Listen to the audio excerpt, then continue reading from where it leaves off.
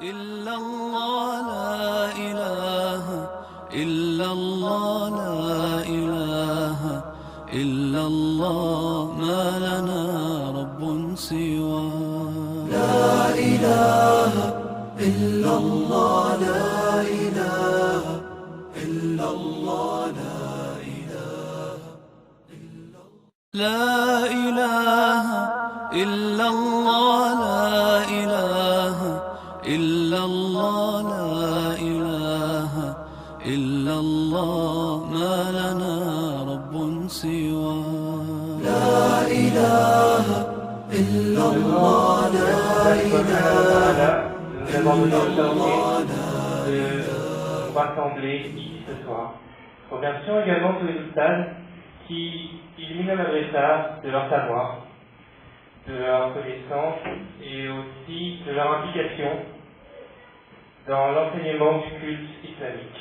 Remercions également tous les étudiants qui ont tenu ce soir, malgré leur religion, à assister à ce programme et donc à sacrifier une partie de leur planning de révision. Nous tenons à vous exprimer aussi le fait que vous accueillir ici ce soir est un véritable plaisir pour nous tous et nous espérons sincèrement que ce programme sera bénéfique, vous apportera des choses pour vos prochains examens et que ces bénéfices, que ces enseignements qui vous seront promulgués seront bénéfiques dans la durée pour tout votre cursus universitaire, Inch'Allah. Aussi, le programme qui vous sera présenté tombe sous le sens de l'actualité. C'est-à-dire qu'actuellement, nous sommes en juin, nous arrivons à peu près à la fin de l'année scolaire et donc tous les étudiants, ou presque pour la plupart, sont amenés à passer des examens. Un examen, comme tout le monde le sait, peut être stressant. Pour ceux qui ont déjà été confrontés, pour ceux qui vont y être confrontés très prochainement, je suppose que le stress est une partie de ces révisions et que le stress, quelque part, vous accompagne tout au long de votre examen, tout au long de cette préparation et tout au long de l'examen lui-même. C'est ainsi, et c'est dans cette optique que, dans une optique plutôt de prévention et de gestion du stress, et du temps aussi lors de l'examen, que nos invités vont vous promulguer leurs précieux enseignements et leurs précieux conseils. Ainsi, nous aurons le programme suivant. Tout d'abord, nous aurons un qira'at d'une lecture du Coran de Ayman Bihari, suivi d'un slam de Khalid Saïd Abdou, qui est renommé certes à travers le monde pour sa magnifique voix, mais ses slams le sont tout autant. Nous aurons aussi une intervention, et c'est là où je porte l'accent, c'est-à-dire sur une intervention de Maulana Ishaq Patel de Saint-Paul, donc qui a fait leur déplacement depuis Saint-Paul, et donc nous tenons évidemment à lui exprimer toute notre gratitude et nos remerciements pour avoir fait le déplacement dans une journée aussi chargée et aussi remplie qu'un mercredi pour un Moïse. Après cela, nous aurons une lecture du Coran, une seconde lecture du Coran de Harith Bataille. Et puis enfin, pour conclure et pour terminer, nous aurons une intervention de M. Ibrahim Moulan, qui vient de Grand Coude. Donc, malgré le froid qu'il y a à Grand Coude, il est venu ici pour réchauffer nos cœurs, pour finalement nous apporter quelque chose de positif dans notre vie, finalement faire que nous réussissions, Inch'Allah.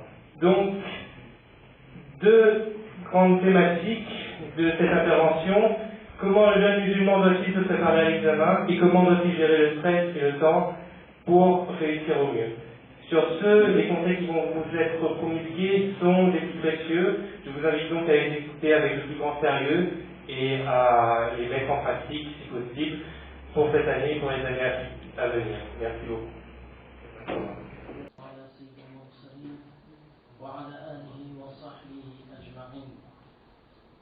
أما بعد فقد قال الله تعالى في القرآن الكريم أكرمكم عند الله أتقاكم. صدق الله العظيم.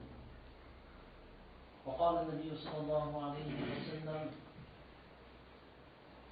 لكل شيء حقيقة، وما بلغ عبد حقيقة الإيمان حتى يعلم أن ما أصابه لم يكن ليخطئه وما أخطأه لم يكن ليصيبه، أو كما قال عليه الصلاة والسلام: رب اشرح لي صدري ويسر لي أمري واحلل عقدة من لساني يفقهوا قولي. سبحانك لا علم لنا إلا ما علمتنا إنك أنت العليم الحكيم. سبحانك لا علم لنا إلا ما علمتنا إنك أنت العليم الحكيم. سبحانك لا علم لنا إلا ما علمتنا إنك أنت العليم الحكيم. Toutes les louanges appartiennent à Allah subhanahu wa ta'ala qui nous a permis de nous réunir et de faire un rappel. Et ce rappel, il est le projet de tout croyant, de toute croyante. Et ce projet, c'est de célébrer par le verbe l'excellence de son dîme. De célébrer par le verbe l'excellence de son dîme. Allah subhanahu wa ta'ala nous a accordé une religion dans laquelle les solutions sont là. À nous de faire un effort. Le thème que je vais aborder, que nous allons voir ensemble, consiste à comprendre pour le jeûne et l'effort. Le jeûne et l'effort. Le jeûne et le goût de l'effort. La vie est synonyme de sacrifice. Chers frères et chères sœurs en islam, c'est pour cela que tout se résume dans cette phrase de ce savant qui a, à partir de hadith, il a dit qu'il ne faut pas beaucoup pour mourir, il suffit d'être né. Il ne faut pas beaucoup pour mourir, il suffit d'être né. C'est-à-dire que la vie, en fait, est une préparation. Non seulement pour ce socle terrestre, mais aussi ce socle céleste qui nous attend tous, Inch'Allah. C'est pour cela qu'il est nécessaire de comprendre quel est le sens de notre vie. Quel est le sens de ces examens? Qu'est-ce que Allah subhanahu wa ta'ala il attend de nous? Et Allah subhanahu wa ta'ala il vous aime, vous les jeunes. Allahu Akbar. À travers les ahadiths de Rasulullah sallallahu alayhi wa sallam, et bien sûr à travers les versets du Coran, Allah subhanahu wa ta'ala sollicite notre attention concernant son amour pour nous. Il nous aime. Ça c'est le premier point de départ. Allah subhanahu wa ta'ala nous aime. Il veut toujours du bien pour nous. À nous d'avoir toujours à l'esprit l'amour qu'Allah subhanahu wa ta'ala il porte pour ses créatures, pour le croyant.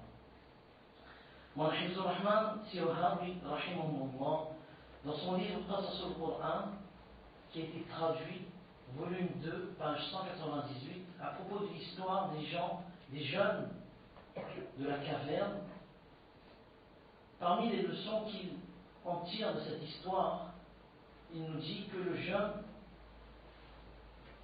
Allah subhanahu wa ta'ala lui a doté de deux atouts. Le premier atout, c'est un atout intellectuel, un atout cognitif. Cognitif, c'est-à-dire, il est capable de connaître, de comprendre les choses. C'est un atout intellectuel qu'Allah subhanahu wa ta'ala lui a donné. Il a un esprit d'analyse critique. Il a aussi une ouverture d'esprit.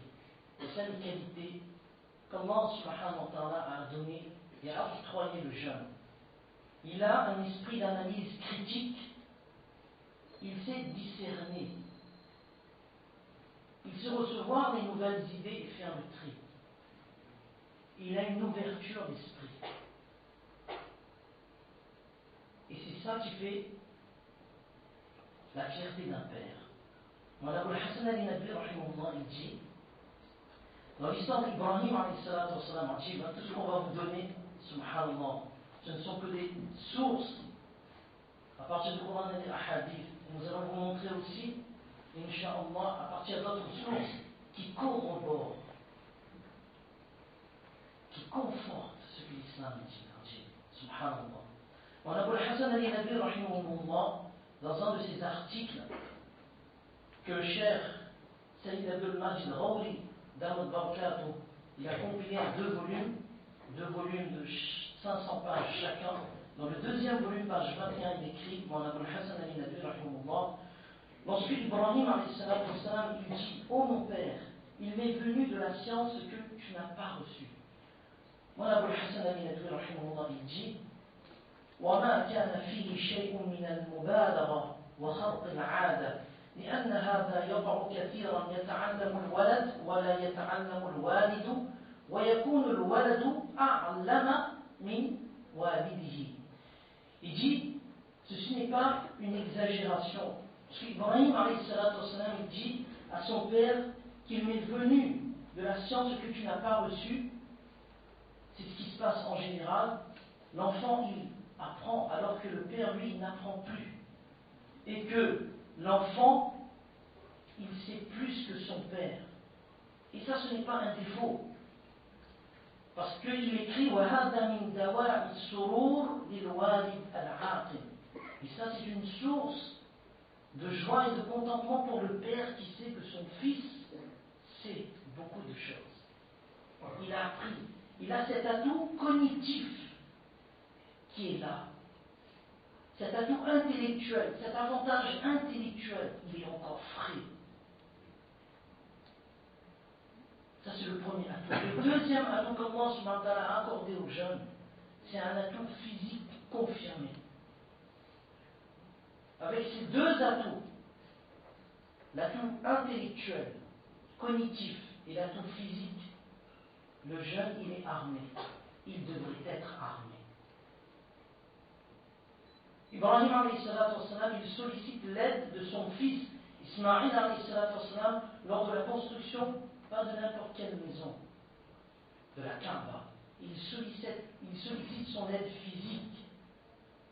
Ô mon fils, va chercher Abrini حجرا أضعه ها هنا يكون للناس علما يبتدئون منه الطواف.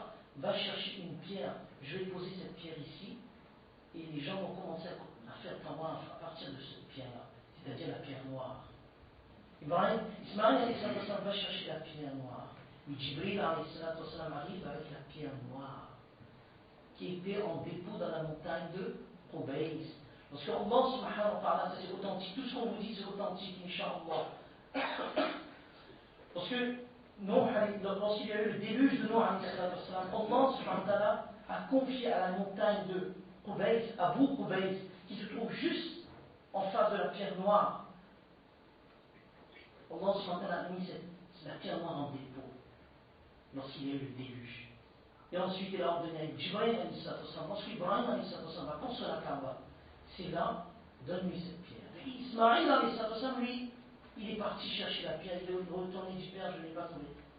Je n'ai rien trouvé de pierre qui te convienne. Dis non, ne t'en fais pas. Jibril alayhi salam. Donc, il a sollicité la force physique. Regardez.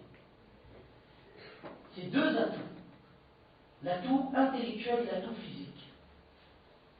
La dissertation que vous faites en philo, ça date de quand? Quelqu'un sait la date? C'était institué en quelle année? La date de la dissertation en philo. En 1864. En 1864, la dissertation fut instituée en classe de philo vers 1864. Mais au départ, c'était un exercice de liberté contre l'esprit de l'Ancien Régime. L'Ancien Régime avait un esprit hermétique, conformiste, alors que le jeune, il voulait avoir une ouverture d'esprit.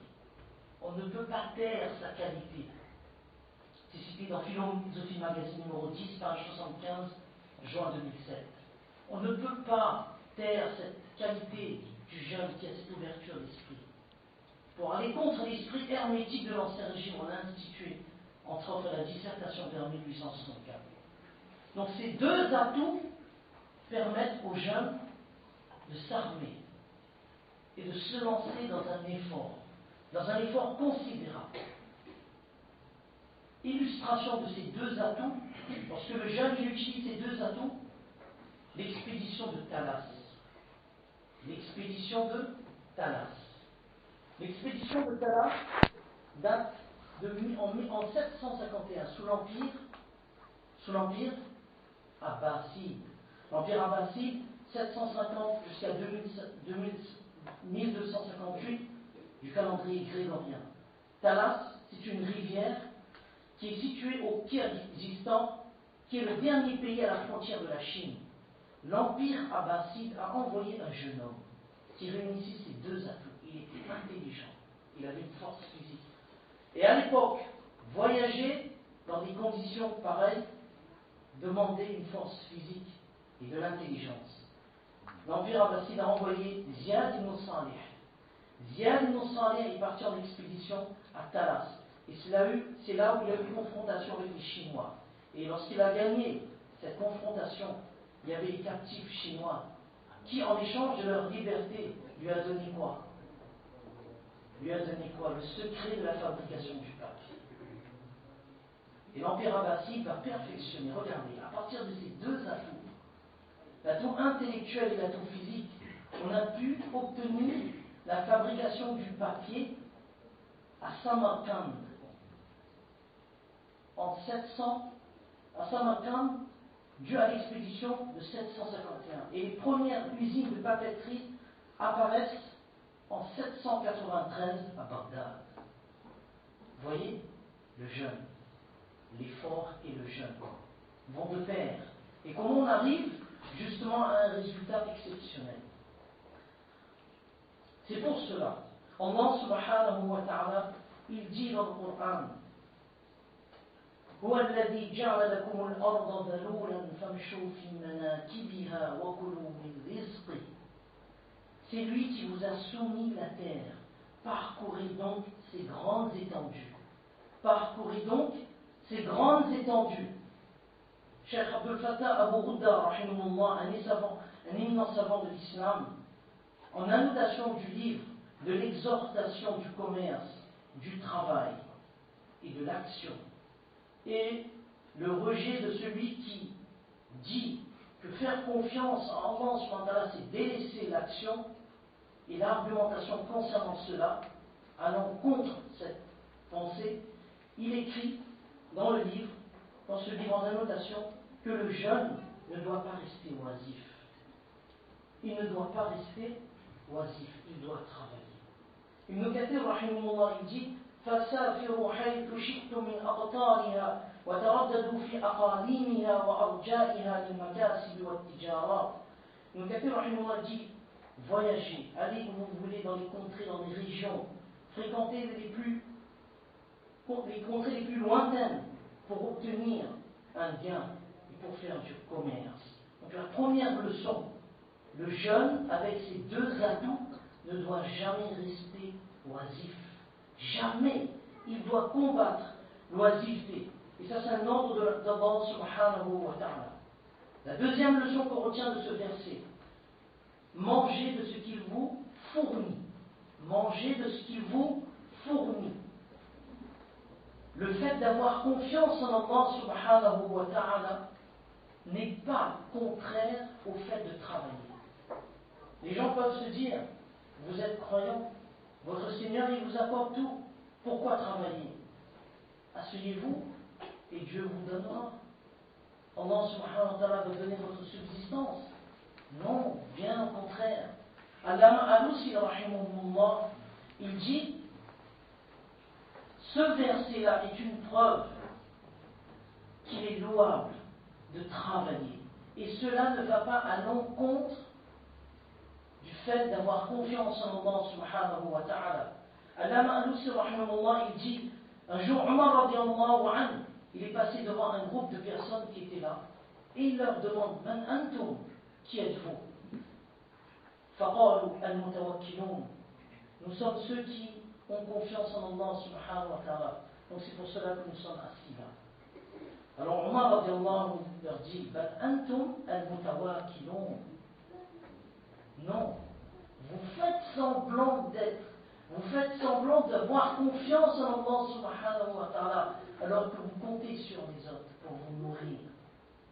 Omar radiallahu anhu leur dit, Innama al-mutawakkil رجل ألقى حبه في بطن الأرض وتوكل على ربه عز وجل. Avoir confiance en Allah subhanahu wa ta'ala, c'est celui qui cette personne, il donne l'exemple d'un agriculteur qui prend cette semence et qui met dans la terre. Il fait cet effort et ensuite il place sa confiance en Allah subhanahu wa ta'ala. Lorsque Rasulullah sallallahu alayhi wa sallam il a fait le mi'raj, l'ascension, qu'est-ce qu'on dit dans Muslim? Rasulullah sallallahu alayhi wa sallam dit: je l'attachais, c'est-à-dire à la monture al-Buraq, à l'anneau destiné à l'usage des prophètes. En fait, le Moulim, il est écrit que cela ne porte en aucun cas préjudice au fait d'avoir confiance en Allah subhanahu wa ta'ala. Avoir confiance en Allah subhanahu wa ta'ala ne veut pas dire que je m'assois et je ne fais rien. Qu'est-ce que Rasulullah sallallahu alayhi wa sallam il a dit? Si vous mettiez votre confiance en Dieu comme il convient, il assurerait votre subsistance comme il le fait avec l'oiseau qui part le matin le ventre creux et qui revient le soir rassasié. Ce hadith est cité par Imam Tirmidhi rahimahullah et Ibn Majah rahimahullah. Dans le commentaire de ce hadith, il est écrit: فأشار بذلك إلى أن التوكل ليس التبطل والتعطل. ليس التبطل والتعطل. Ce n'est pas avoir confiance en Allah subhanahu wa ta'ala, ce n'est pas je reste à rien faire, je flâne, je suis oisif. Non, en aucun cas ce hadith. Rasulullah sallallahu alayhi wa sallam il nous donne l'exemple qui sort, l'oiseau qui sort le matin, qui quitte son nid, il a fait cet effort-là. Donc la première chose c'est quoi? Ne pas rester oisif. La deuxième chose c'est quoi? Avoir confiance en Allah subhanahu wa ta'ala ne veut pas dire rester à ne rien faire. Pourquoi? Parce que lorsqu'on fait l'effort, notre cœur il est tranquille. Parce que ce lien il est avec Allah subhanahu wa ta'ala. Oh Allah c'est toi maintenant. وتعليق القلب إنما يكون بالله الرزاق سبحانه وتعالى. Parce que mon cœur il est attaché maintenant. Oh Allah, j'ai fait mon effort, mais le résultat c'est dans ta main. Deuxième leçon. Troisième leçon, exceller dans son domaine. Exceller dans son domaine. L'islam ne rejette en aucun cas l'excellence dans son domaine. On vous donne un exemple. Allah subhanahu wa ta'ala a dit, c'est extraordinaire le commentaire de Moulana Abul Hassan al-Nadwi rahimahullah de ce verset. وَأَنزَلْنَا الْحَدِيدَ فِي بَأْسٌ شَدِيدٌ وَمَنَافِعُ لِلنَّاسِ. Nous avons fait descendre le fer dans lequel il y a une force redoutable aussi bien que des utilités pour les gens. Moulana Abul Hassan al-Nadwi rahimahullah, en substance, il écrit dans ce verset: Allah subhanahu wa ta'ala n'a pas fait référence aux autres métaux. Il a parlé du fer. Et le fer, c'est quelque chose de solide.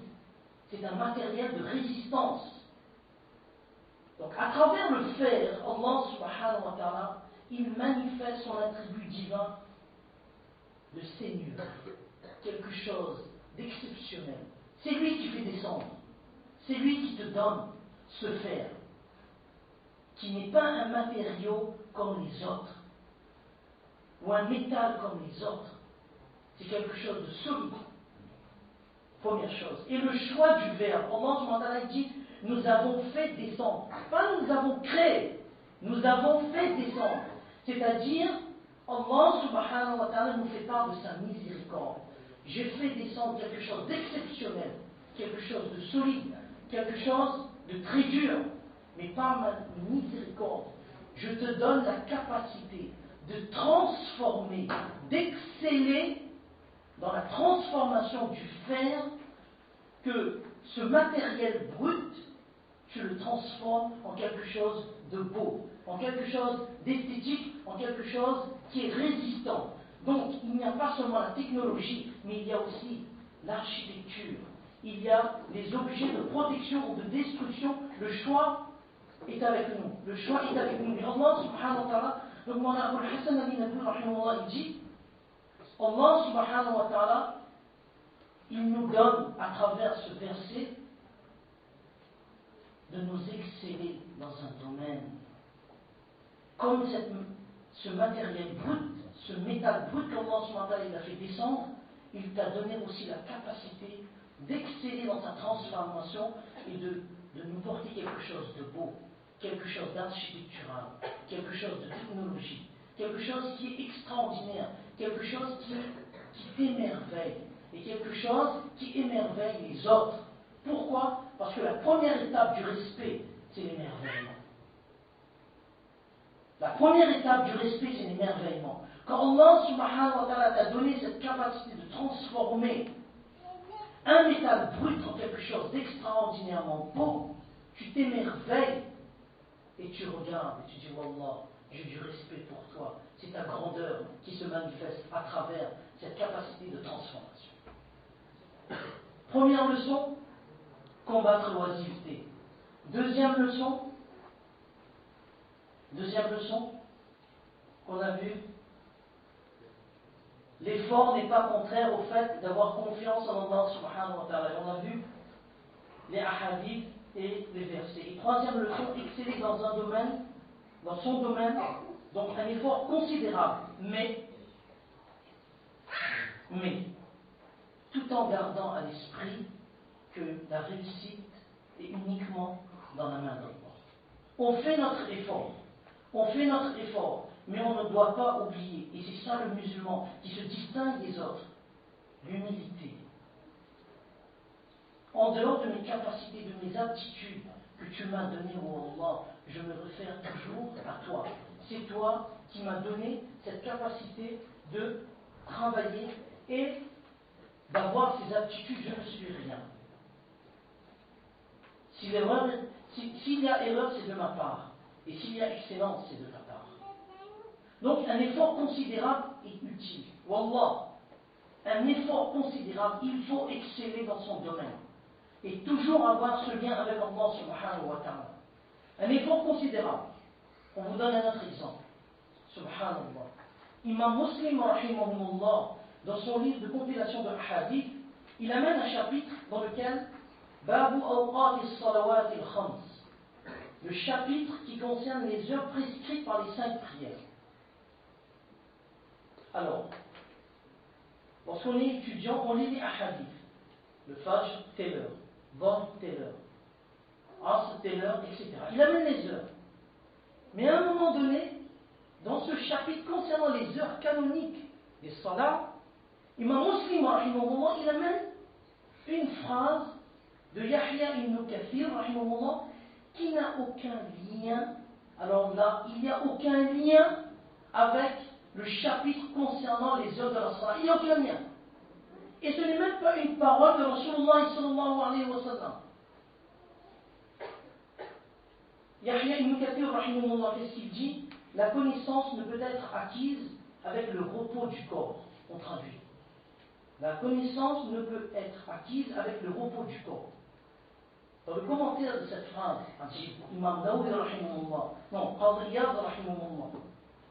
Alors on cite Imam Nawawi, rahimahullah, en premier, qui dit que pourquoi cette citation a été insérée dans son livre? Pourquoi cette citation a été insérée dans son livre alors que Imam Muslim, rahimahullah, sachant qu'il ne mentionne dans son livre que les traditions de Rasulullah sallallahu alayhi wa sallam, et que cette citation n'a aucun rapport avec le chapitre. C'est là la réponse. L'excellence dans ce domaine. Écoutons les réponses. Ajib. Qadhi Iyad, rahimahullah, il cite un savant, il dit cette citation de Imam Muslim, rahimahullah, et qu'il apprécie la perfection de ses voies de transmission mentionnées dans le hadith de Abdullah ibn Umar radiallahu anhu, et admirer la multitude des enseignements, notamment en matière de questions juridiques. Or, à notre connaissance, personne ne partage avec Abdullah ibn Umar cette manière de procéder. Étant donné cela, Imam Muslim rahimahullah a voulu indiquer la voie au désireux d'atteindre ce haut degré de connaissance. Il a alors expliqué que cette voie consiste à se consacrer intensément au savoir, quitte à éprouver le corps par l'effort assidu à l'étude. Pourquoi Imam Muslim rahimahullah il a donné cette citation? Il dit parce que Abdullah ibn Umar, c'est lui le seul sahabi dans le chapitre où il amène les heures de la salat. Il a atteint une telle perfection que les voix qu'il cite, tel narrateur, un autre narrateur, ça atteint une telle perfection qu'aucun sahabi, il dit, j'ai amené cette citation-là, Imam Muslim rahimahullah, a amené cette citation pour nous montrer qu'il faut exceller dans son domaine. Et Abdullah ibn Umar, dans ce domaine de l'excellence, concernant le chapitre des heures prescrites pour la salat, il n'y a personne pour l'égaler. C'est pour ça qu'Imam Muslim rahimahullah, il dit la connaissance ne peut être acquise avec le repos du corps, en citant Yahya ibn Kathir rahimahullah. Subhanallah. Exceller dans son domaine. C'est pour cela qu'il a amené cette phrase. Sinon, si on ne regarde pas le commentaire, on dit mais cette phrase vient comme une mouche, là, dans la soupe. Il n'a aucun rapport avec le chapitre qu'il est en train de traiter. Les yeux de la salat, il amène la connaissance ne peut être acquise que par l'effort assidu dans ton domaine pour exceller. Donc, première chose, combattre l'oisiveté. Deuxième chose, le fait de faire l'effort n'est pas contraire au tawakkul. Parce que le tawakkul, on a vu le corps d'Omar, il a vu les gens, il dit nous sommes assis et Allah subhanahu wa ta'ala va nous donner. Il dit non, lastum al-mutawakkilin, antum al-mutawakkilun. Vous faites semblant d'avoir confiance en Allah subhanahu wa ta'ala. Donc exceller dans ce domaine, mais n'oublions pas que le résultat c'est dans la main d'Allah subhanahu wa ta'ala. Il nous arrive d'avoir bien travaillé, d'avoir fait un effort. Arrivé à l'examen, on n'a pas eu le résultat escompté. Ou bien, on n'a pas réussi notre bac, ou quelle que soit l'épreuve. Il est tout à fait naturel de ressentir la tristesse, certes, mais ce sentiment ne doit pas aller plus loin. Se plaindre auprès d'Allah subhanahu wa ta'ala. On a cité le hadith, chaque chose renferme une réalité. لكل شيء حقيقة وما بلغ عبد حقيقة الإيمان حتى يعلم أن ما أصابه لم يكن ليخطئه وما أخطأه لم يكن ليصيبه. رسول الله صلى الله عليه وسلم dit chaque chose renferme une réalité. Aucun serviteur ne peut atteindre la réalité de l'Iman tant qu'il n'est pas convaincu que ce qui lui arrive lui est destiné et que ce qui lui échappe ne fait pas partie de son lot. Allah subhanahu wa ta'ala, il sait pourquoi. J'étais comme vous un étudiant, c'est-à-dire dans le domaine temporel. Et Inch'Allah dans le domaine spirituel jusqu'à la fin des temps, Inch'Allah. Mais on bouquine toujours, alhamdulillah. Ça c'est pas notre perfection, ça c'est le droit de nos asatizans, de nos professeurs qui nous ont toujours, tu seras toujours un étudiant jusqu'à ta mort. Il nous arrive, bon, si j'ai redoublé 6e, non pas 6e, oui 6e même, je ne pas loin, mais ça m'a servi de leçon. Ça m'a servi de leçon. Allah, il sait pourquoi il veut que tu ne passes pas. Et le sens de l'épreuve, il est résumé dans un seul hadith. Dans un seul hadith, le sens de l'épreuve. Pourquoi Allah subhanahu wa ta'ala, il t'éprouve? Pourquoi Allah subhanahu wa ta'ala, tu as fait un effort? Sache que rien n'est en vain, mais tu ne vois pas. Le résultat, tu peux le voir, il est palpable. On est écrit, réussi, tu as réussi, mention très bien, mention bien, etc. Mais le résultat, parfois, il n'est pas visible. Il est retardé, ou il y a quelque chose de meilleur. Mais toi, tu n'arrives pas à comprendre cela. Mais qu'est-ce qui va te booster? Parce que tu n'es pas comme les autres. C'est ton iman qui va te booster. C'est ton iman qui va te permettre de dire Allah seul sait. Pourquoi je n'ai pas réussi? Allah seul sait pourquoi. Il y a un bien. Rasulullah sallallahu alayhi wa sallam a dit que le cas du croyant, que le cas du croyant, effectivement, son cas est toujours bon, et cela n'appartient à personne d'autre qu'au croyant. Si une joie le touche, il se montre reconnaissant, ce qui est bon pour lui, et si une adversité le frappe, il patiente, ce qui est bien pour lui. Voilà le sens de l'épreuve. Voilà le sens de l'épreuve. Donc on a compris que le jeûne, il a deux atouts. On a vu, à travers les ahadith et les versets du Coran. Ensuite, on a vu qu'il faut, 1. Combattre l'oisiveté. 2. Ce n'est pas contraire au tawakkul, le fait d'avoir confiance en Allah subhanahu wa ta'ala, de faire l'effort.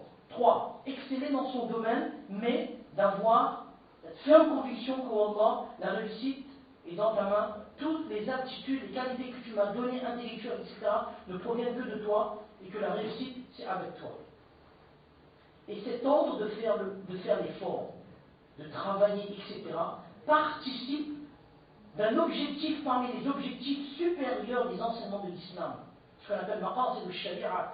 Imam Shatibi, rahimahullah, il a écrit dans son livre, à savoir quel est l'enseignement de l'islam concernant les principes, l'objectif supérieur. La sharia te donne des ordres, et des interdits. Mais derrière chaque ordre et chaque interdit, il y a un principe. Et le principe de l'effort et de travailler, c'est quoi? C'est la protection de la vie, la protection de la personne physique. C'est un objectif qui concerne avant tout le domaine temporel. Ce n'est pas contraire spirituel. Mais pourquoi on dit temporel? Parce que cela concerne d'un point de vue, nous concerne d'un point de vue physique, humain, mental, social. Je travaille, je suis actif, je me sens bien, c'est pour protéger ma vie, pour subvenir aux besoins de ma famille, pour ne pas être indépendant, mais pour être autonome. Pour être autonome et non pas indépendant. Parce que autonome, être autonome veut dire que je participe et les autres m'aident aussi à participer. Alors que être indépendant, il y a un rejet de proximité. Je deviens égoïste, je ne pense qu'à moi-même. Donc l'objectif, un des objectifs supérieurs de la charia, c'est la protection de ton corps, la protection de ta vie psychique, etc., etc. Et ensuite, le dernier point qui nous concerne, qui est le plus important. On a vu هو الذي جعل لكم الأرض ذلولا فامشوا في مناكبها وكلوا من رزقه. Et on termine par le وإليه النشور. Ibn Kamal Barsha. Non, c'est Barsha. Non, c'est pas. C'est un grand mufti de l'Empire ottoman, un excellent ulama de l'Empire ottoman, exceptionnel. Le commentaire de ce verset, dans l'arabe, on ne dit pas pa, on dit ba. Donc c'est pour ça qu'on dit Ibn Kamal Barsha. Il écrit إليه تعالى خاصة نشوركم فهو سائلكم عن شكر ما أنعم عليكم. Allah subhanahu wa ta'ala, dans cet effort, comprendre maintenant que cet effort que tu fais pour obtenir un travail, cet examen que tu passes pour des études supérieures et pour demain obtenir un travail, tout cela, tout cet effort, tout ce que tu fais a un sens. Et ce sens, il t'est donné par le fait que tôt ou tard, tu seras amené à rendre compte auprès d'Allah subhanahu wa ta'ala. Pourquoi tu as travaillé? Quel est le sens de ton effort? C'est-à-dire cette responsabilité qui nous incombe d'utiliser des moyens licites pour préserver le dépôt, c'est-à-dire le corps. Tu travailles pourquoi? Pour subvenir à tes propres besoins, pour subvenir aux besoins de ta famille, pour ne pas tendre la main. Allah subhanahu wa ta'ala t'a donné des qualités, maintenant tu deviens autonome. Donc c'est un effort pas inutile, c'est un effort responsabilisé. Chaque chose que je suis en train de faire, ça a un sens. Je connais la portée de mon geste. Alladhi khalaqa al-mawta wal-hayata. Normalement, si on regarde bien, Allah il a créé la mort wal-haya, ensuite la vie. Mais il y a la vie après la mort, non pas la mort après la vie. Et tout cela pour nous montrer que la mort te donne un sens à ta vie. Parce que lorsque tu vas mourir, tu dois rendre compte auprès d'Allah subhanahu wa ta'ala. Donc la verticalité, c'est-à-dire le fait de rendre des actions le fait de rendre compte des actions auprès d'Allah subhanahu wa ta'ala, la verticalité organise ton horizontalité. Ta vie a un sens parce que Allah subhanahu wa ta'ala est ton Seigneur. Demain, tu devras rendre compte de ce que tu as fait. Donc c'est pour cela que cet effort, il est responsabilisé. Et qu'est-ce que veut dire un effort responsabilisé? Ce qui veut dire que on ne doit pas tricher lors des examens. On ne doit pas tricher. 1. 2. Si mon ami il a excellé dans son domaine, je ne dois pas être jaloux. Au contraire, faire droit pour cette personne. Tu fais droit pour lui. Sans qu'il le sache, Allah subhanahu wa ta'ala te donne. Ce qu'il a obtenu, Allah subhanahu wa ta'ala te donne, il te donne parfois meilleur. Tu ne dois pas délaisser ta salat. Lorsque tu es étudiant, c'est un effort responsabilisé. Tu vas à l'école. Tu dois être pudique dans tes paroles, dans ta façon de t'habiller. C'est un effort responsabilisé. C'est-à-dire que n'oublie pas, tu auras à rendre compte. Ce n'est pas que je fais l'effort, c'est une priorité et que pour avoir un travail, mais après tout ce qui concerne le dîn, je mets de côté et lorsque là j'ai des problèmes, je retourne vers Allah subhanahu wa ta'ala. Non. C'est pendant notre vie étudiante. On a dit Allah subhanahu wa ta'ala, il nous aime. On a dit ça au premier point, avoir à l'esprit qu'Allah subhanahu wa ta'ala, il nous aime. Donc, à nous d'être intègres et de cultiver l'éthique, de cultiver cette conscience, on a Abul Hassan al-Nadwi dit, cette conscience islamique. Ne pas développer un sentiment d'animosité. Ne pas oublier, wallah, ne pas oublier que lorsque je fais l'intention, subhanallah, lorsque je fais l'intention, voilà l'effort, il devient responsable. Lorsque je fais l'effort, je fais cette intention, wallah, je suis en train de faire un effort. Inch'Allah, je vais obtenir un travail, subvenir aux besoins de ma famille, etc. Ben, cet effort naturel, cet effort temporel, qui s'inscrit dans le temps, parce que tu vas à l'école, devient spirituel. Tu es récompensé pour cela, à cause de ton intention. Donc c'est très très important. Et c'est pour cela que Rasulullah sallallahu alayhi wa sallam, il a dit, dans un hadith, c'était par Imam Tirmidhi rahimahullah, لا تزول قدم عبد يوم القيامة حتى يسأل عن أربع: عن عمره فيما أفناه، ومن علمه ماذا عمل به، وعن ماله من أين اكتسبه وفيما أنفقه، وعن جسمه فيما أبلاه. Rasulullah sallallahu alayhi wa sallam a dit en ce sens, personne ne sera autorisé à quitter le tribunal d'Allah subhanahu wa ta'ala à moins de répondre aux 4 questions. La vie, comment l'a-t-il passé? La connaissance, comment l'a-t-il employé? Ses biens, comment l'a-t-il gagné et dépensé? Ce corps, comment l'a-t-il utilisé? Donc ça c'est très important. Et notre cher Moana Abdul Hamid al-Barkatou, il mentionne un point lors des examens. Wallah, lors des examens, chaque fois qu'il y avait des examens, il nous réunissait et il avait l'habitude de dire, il dit, chers étudiants, cet examen doit solliciter votre conscience concernant l'examen final. Examen final au sens où, lorsque tu vas quitter ce monde, cet examen dans la tombe. Ça doit vous réfléchir. Parfois on est dans l'attente des résultats. Je vais passer, je ne vais pas passer. Mais auprès d'Allah, ça aussi, ça doit nous interpeller. Voilà, le musulman n'est pas comme les autres. Il se distingue. Le musulman, il est singulier. Singulier au sens où il cultive cette différence spirituelle, cette identité qu'Allah lui a donnée, c'est-à-dire un être humain responsable de ses actions, un être humain qui sait pourquoi il travaille et où il va. Quel est le sens de sa vie? Quel est le sens de sa vie? C'est pour cela que l'effort en lui-même, le travail en lui-même, ce n'est pas la priorité, ce n'est pas une finalité, c'est un moyen pour obtenir la satisfaction d'Allah subhanahu wa ta'ala. C'est ça la priorité. Obtenir la satisfaction d'Allah subhanahu wa ta'ala, un moyen de subvenir à mes besoins. La priorité, c'est quoi? C'est mon din. Lorsque j'ai terminé mon travail, lorsque j'ai terminé mon effort, maintenant je me consacre. Lorsque c'est l'heure de la salat, je laisse tout, je fais la salat. Lorsque j'ai un temps libre, je ne m'adonne pas à des activités illicites. Combien d'entre nous protègent notre regard? Ça c'est un examen aussi. Ça aussi c'est un examen. Ne l'oublions jamais. La réussite ne passe pas par le péché. Ça c'est le système de Dajjal. La réussite passe par le din. Allah subhanahu wa ta'ala a mis uniquement la réussite dans le din. Ne l'oublions pas. Ne l'oublions jamais. Allah subhanahu wa ta'ala a mis la réussite uniquement dans le din. Donc c'est à nous de progresser. Et quel que soit notre domaine,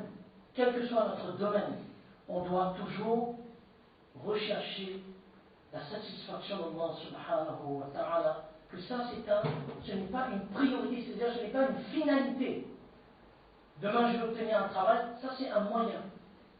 Comme il y a d'autres moyens d'obtenir de quoi se nourrir, etc. Un moyen licite.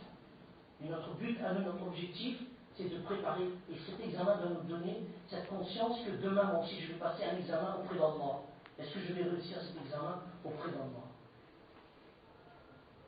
Ata ibn Abi Rabah, il était le mufti de Makkatul Mukarrama, il a remplacé qui? Abdullah ibn Abbas radiyallahu anhuma. Comment il gérait son temps?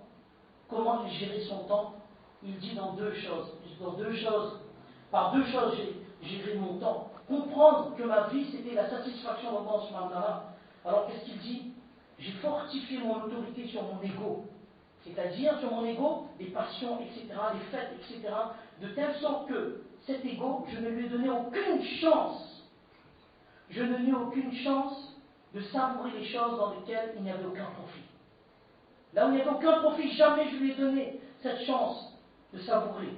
Et il dit, deuxième chose, j'ai fortifié mon autorité quant à la gestion de mon temps. Je n'ai pas gaspillé dans les paroles inutiles, dans les actions futiles. Rien de tout cela. Voilà. Et je termine par un point sensible, mais qui est très important. Wallah. Mon Abul Hassan al-Nadwi, rahimahullah, il dit, subhanallah, mon Abul Hassan Allah subhanahu wa ta'ala illumine sa tombe. Mon Abul Hassan al-Nadwi, rahimahullah, il écrit que Cheikh Saïd Abdul Majid al-Ghawri, dans le Barakat, où il a compilé tous les écrits de mon Abul Hassan al-Nadwi, rahimahullah, en 2 volumes, chaque volume de 500 pages chacun.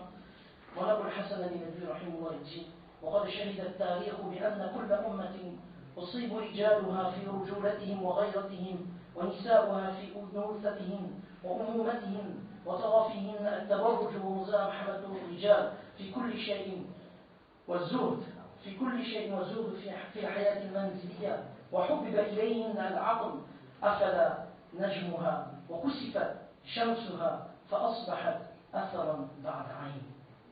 Très important. Là, les sœurs, on s'adresse à vous. Écoutons bien. Ce n'est pas pour polémiquer, écoutons bien. Les ornements sont là, de toute façon, les mouftis sont là.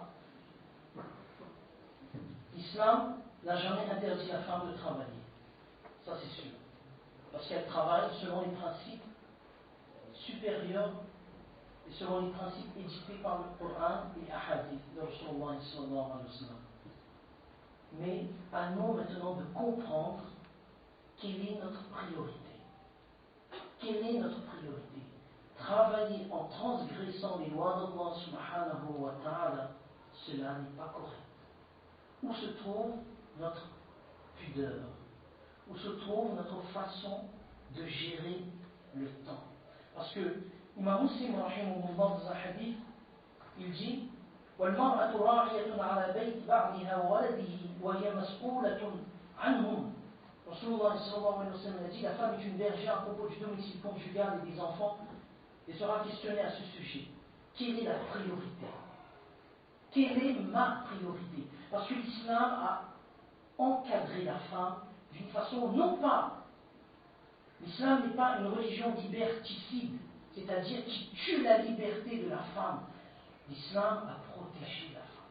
Wallah, l'islam a protégé la femme. Où est notre pudeur? Donc à nous, parce que l'islam a offert à la femme les moyens de construire un foyer, source de bonheur, d'éduquer les enfants, etc. Il y a des femmes qui travaillent à la maison, sur le net, qui pianotent seulement et qui reçoivent un salaire, ce n'est pas interdit. C'est la façon de travailler aussi. Donc à nous de comprendre où est la priorité. Parce que parfois, on travaille, on fait l'effort, mais on transgresse les lois d'Allah subhanahu wa ta'ala. Et qu'est-ce que Moulay Abul Hassan al-Nadwi rahimahullah dit? L'histoire a été témoin que lorsqu'une communauté, l'homme a été atteint dans sa masculinité et que la femme a été atteinte dans sa féminité et dans sa maternité, et qu'il y a une exhibition du corps, et qu'il y a une compétition avec les hommes, on n'a pas compris le sens de l'égalité, il y a une compétition avec les hommes dans chaque chose, et que et qu'il y a une indifférence concernant les tâches domestiques, concernant les tâches, c'est-à-dire la maison, l'éducation des enfants, et qu'on lui a, Hassan était un visionnaire, et qu'on lui a donné l'amour de gérer soi-même quand est-ce qu'elle veut obtenir un enfant ou pas. Alors cette communauté va perdre son éclat. Et après avoir été une communauté forte, elle va devenir une trace. Une trace. Ce que mon Abul Hassan al-Nadwi, il dit, on prend le monde, on prend Philosophie Magazine, mensuel numéro 69, mai 2013, page 19. Écoutez maintenant. Qu'est-ce que Mohammed Hassan a dit lorsque une communauté atteint l'homme dans sa masculinité? Il y a un livre qui vient de sortir aux États-Unis qui s'appelle The End of Man, la fin des hommes, et qui a été repris par le magazine Sciences Humaines. Regardez le titre. La fin de l'homme, l'identité masculine en question. C'est le même livre, on a repris le même livre, écrit par Anna Rosa. Vous savez qu'est-ce qu'on dit dedans? Il dit que dans de nombreux domaines, la place traditionnelle des hommes est mise à mal, notamment par l'essor de l'économie de service. Qu'est-ce que cela veut dire? Depuis les années 30, on est passé d'une économie industrielle, vous savez bien, on est passé d'une économie industrielle à une économie de service. Oui ou non? À une économie de service. Donc on est passé d'une société industrielle à une économie de service. Et dans l'économie de service, quelles sont les compétences qui sont les plus valorisées? Compétences masculines ou compétences féminines? Hein? Quelles compétences sont-elles sollicitées? Les compétences féminines? Parce que dans l'économie de service, il y a quoi? La communication, l'intelligence sociale, le tchatch, la façon de parler. Des valeurs avec lesquelles les femmes semblent être plus à l'aise que les hommes. Regardez, la mondialisation a fait que on a tellement donné la liberté aux femmes, on les a fait sortir, c'est-à-dire sortir. L'islam le permet, mais sortir d'une façon illicite. Regardez maintenant ce que la journaliste écrit. Elles ont l'impression de pouvoir se débrouiller toutes seules. Elles ont un rapport aux relations sexuelles plus désintéressé, plus jouisseur, plus prédateur, ce qui explique le boom des mères célibataires. Et aujourd'hui, on cherche pourquoi il y a un problème. Allah subhanahu wa ta'ala, il a mis chaque chose à sa place. Chacun à sa place. La femme, non, elle peut sortir. La femme, elle peut travailler selon les principes islamiques. Selon ce que l'islam lui dit. Là, ça va marcher. Mais selon sortir égale dévoilement, égale impudicité, non. L'islam l'interdit. Qu'Allah subhanahu wa ta'ala donne tous la compréhension de ce qu'on vient de dire. Donc on rappelle, on a parlé des deux atouts à partir de mon des deux atouts que l'étudiant possède, et on a vu l'illustration à travers l'expédition de Talas. Là on a fait la fabrication du papier, la perfection du papier. On a cité deux versets, combattre l'oisiveté, et l'effort n'est pas contraire au fait d'avoir confiance en Allah subhanahu wa ta'ala. Troisième chose, exceller dans son domaine tout en gardant l'esprit que seul Allah subhanahu wa ta'ala nous donne ces qualités et nous fasse réussir, et nous fait réussir.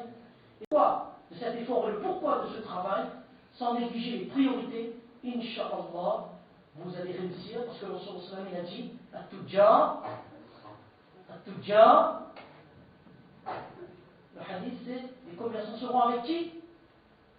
Les commerçants seront avec les Anbiya, les Siddiqin, les Anbiya, les Tujjar, pourtant Tujjar, les commerçants, mais ils seront ressuscités avec qui? Les Anbiya et les Siddiqin. Wa akhiru da'wana, alhamdulillah.